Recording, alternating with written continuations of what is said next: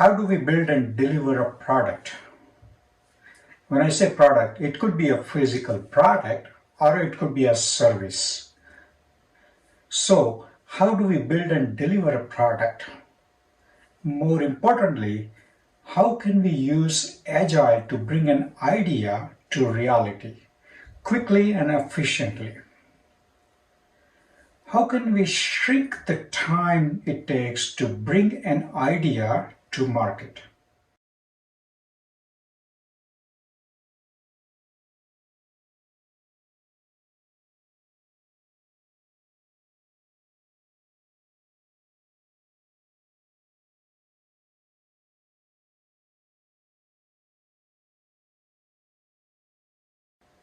As you may realize, it's never a straight line path to bring an idea to market.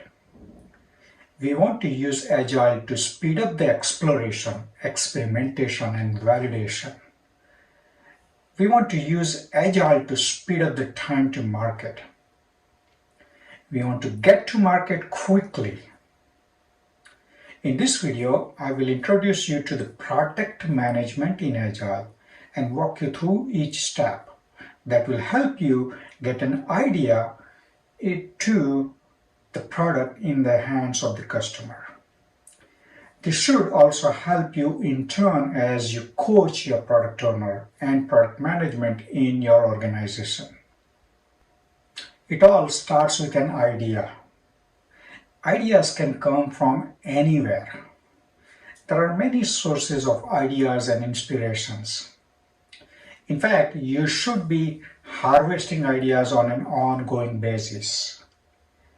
Ideas can come from customers, directly from customers, as in customer feedback, customer suggestions, defects and bugs that are reported by customers.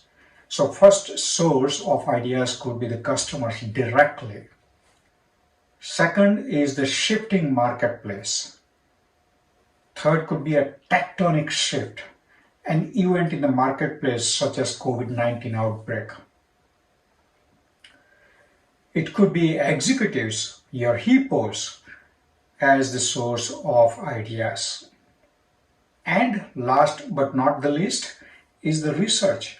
Research being done within the organization or outside the organization.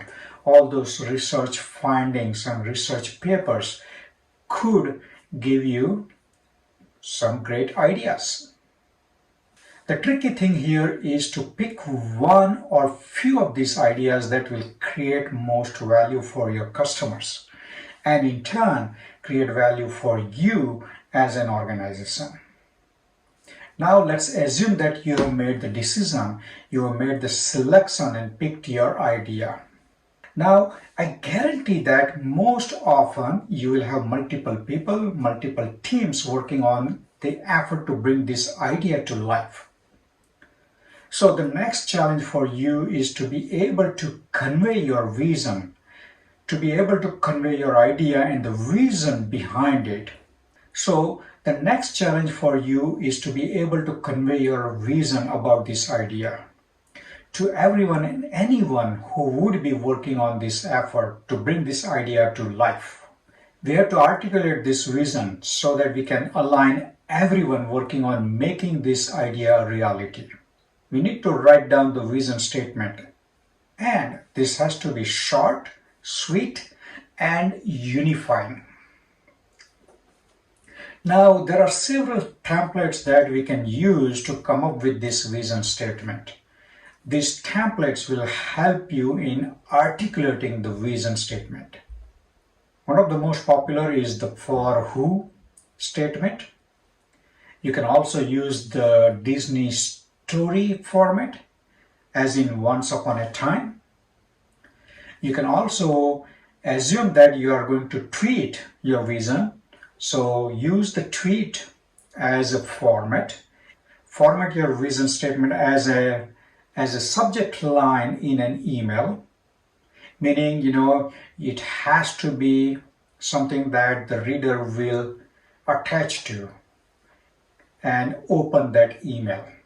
Now that we have our idea and we have articulated our vision statement, The next step would be to explore as to what features, functionality, capabilities we need to have in our future product that will make this idea, make this vision a reality.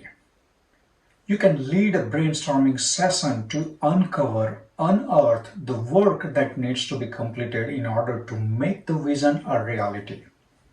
We can pull a small group for a brainstorming session on this. And we can have this group made up of a sample representatives from customers, stakeholders, executives from our organization. While in this session, focus on the quantity, not the quality. Don't overwhelm yourself with a lot of details. The key here is to stay at 50,000 feet and capture high-level features, functionalities, high-level slices of work that would need to be completed. Don't worry about the how, the when, or who does it. For now, focus is on the what. So the goal for this session is to focus on the what and to collect as many suggestions, features, functionalities, capabilities as possible. We want the quantity. Don't worry about the quality at this time. Don't even think about if this idea is a good idea, if this feature functionality is feasible.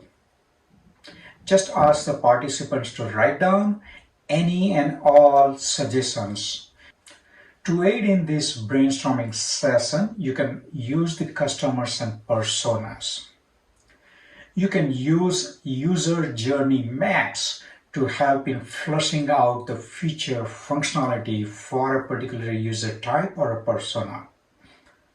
So the user roles and personas can be tremendously helpful in this brainstorming session. You can also ask questions such as what capabilities do we need to acquire that will help make this vision a reality. Now notice that I am saying acquire, meaning we would decide to build it later on ourselves. Or we could decide to go and buy it from the marketplace. That build or buy decision will come later on. We don't need to worry about it at this point in time. So by end of this session, we have a few artifacts. First, loads and loads of suggestions, potential features, functionalities, capabilities we need to have in our future product. This essentially creates a very early version of your product backlog. Essentially, all these work slices that we capture at this point in time can be considered the epics and features. So this is essentially a list of epics and features. But again, as I said, this is essentially your early version of the product backlog. The second piece is the user persona catalog. You could create a catalog to list all the user types, personas that we have identified so far that could be using this product, this future product. Now again, this list doesn't have to be perfect, doesn't have to be the final list. As you identify these new user role personas, keep updating this catalog. The third one could be the user journey map. Again, we could use user journey map to go into more details as to how this particular user, how this particular persona will be interacting with our product. What would be their journey as they use this product, this future product. Now, fourth one is the empathy map. Now you can take this into a little bit more detail by doing the empathy map. What you are doing is creating a very intimate portrait of a specific user or a persona. Now we can take this list of features and functionalities and start putting them on a roadmap. Now this is where you would be exploring as to how we would like to get this product built. What could be the order, the sequence of these features from a business point of view? Now remember, at this point you are not worrying about the technology. We have not talked about any technology yet. Right now, all we are doing is from business point of view, what are the features, functionalities, capabilities that we would want to have in this future product. And we are trying to order them, sequence them as to how we would want to build this product. Now, this could be overwhelming as we would have lots and lots of features and functionalities and capabilities listed in our initial product backlog, as we discussed earlier. So, precursor to us attempting to create this roadmap would be to identify MVP, the minimum viable product.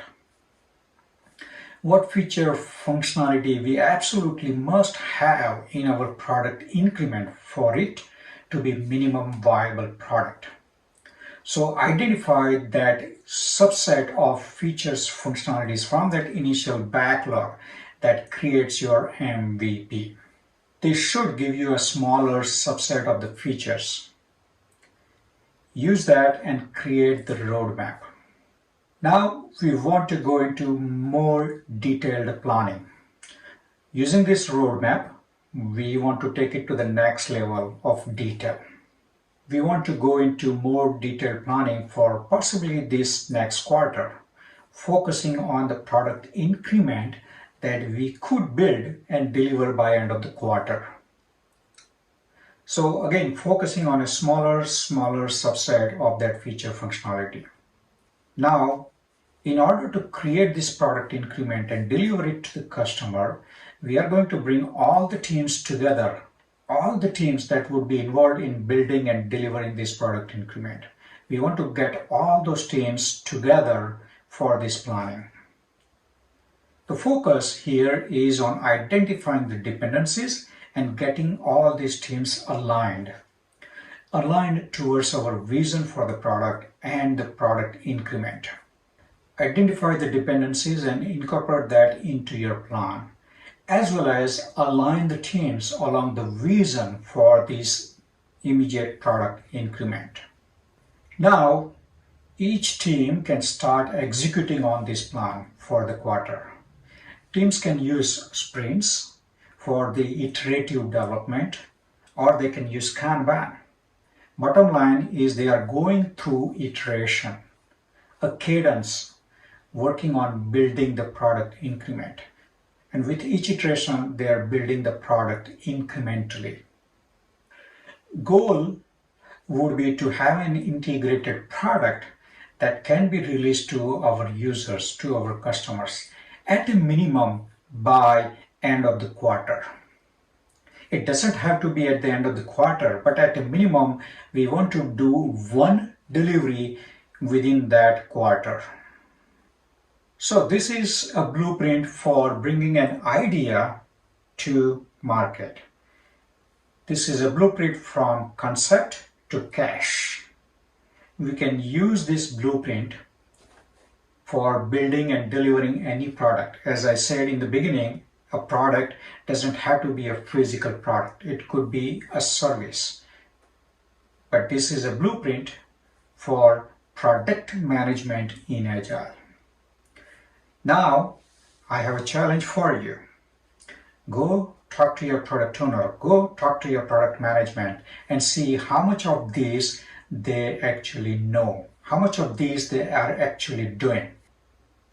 And I'm pretty sure there will be a big gap, and that is where you step in.